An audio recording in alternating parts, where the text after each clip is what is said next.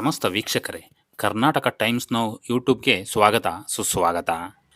ಪಾಂಡುಪುರ ಪಟ್ಟಣದ ಕಾಮನ ಚೌಕದಲ್ಲಿರುವ ಶ್ರೀರಾಮ ದೇವರ ದೇವಸ್ಥಾನದಲ್ಲಿ ಶ್ರೀರಾಮನವಮಿ ಪ್ರಯುಕ್ತ ಶ್ರೀರಾಮ, ಲಕ್ಷ್ಮಣ, ಸೀತಾಮಾತೆ ಹಾಗೂ ಆಂಜನೇಯ ದೇವರ ವಿಗ್ರಹಕ್ಕೆ ವಿಶೇಷ ಪೂಜೆ ನೆರವೇರಿಸಲಾಯಿತು.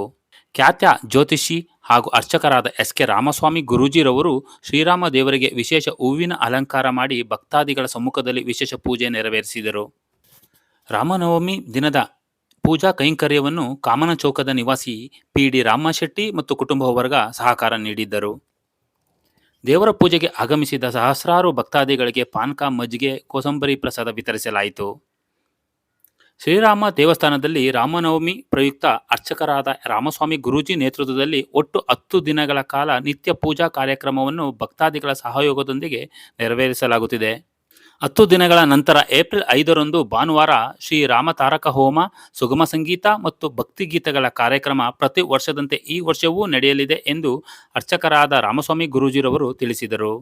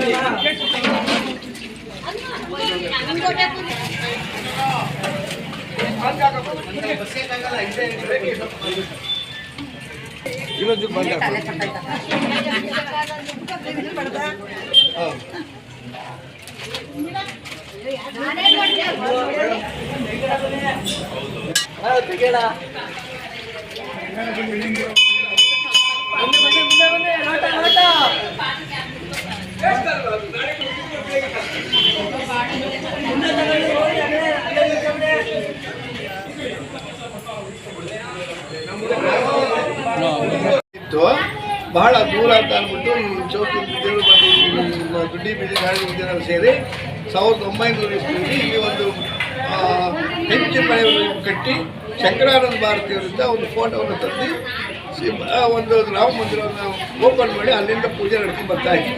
ಕ್ರಮೇಣ ಅದು ಶಿಥಿಲಗೊಂಡು ಬಿದ್ದೋದ್ಮೇಲೆ 2002ರಲ್ಲಿ ರಾಮ ಮಂದಿರ ನಾನು ಪೂಜೆ ಮಾಡೋಕ್ಕೆ ಅಂತ ಒಂದು ಯೋಗ ಅಭ್ಯಾಸಕ್ಕೆ ಬಂದೆ. ಅಲ್ಲಿಂದ ನಾನೇ ಪೂಜೆ ಮಾಡ್ಕೊಂಡ್ಬಂದೆ. ಬಿದ್ದೋದ್ಮೇಲೆ ಹೊಸದಾಗಿ ಇದನ್ನು 2004ರಲ್ಲಿ ಇದನ್ನು ಹೊಸದಾಗಿ ಕಟ್ಟಿಸಿದ್ವಿ. ಅಂದರೆ ರಾಮ ಮಂದಿರ 2001ರಿಂದ ಪೂಜೆ ನಡೀತಾ ಇತ್ತು. ಅನ್ನ ಸಂತರ್ಪಣೆ ಕೂಡ 2001ರಿಂದ ಪ್ರಾರಂಭ ಆಯಿತು.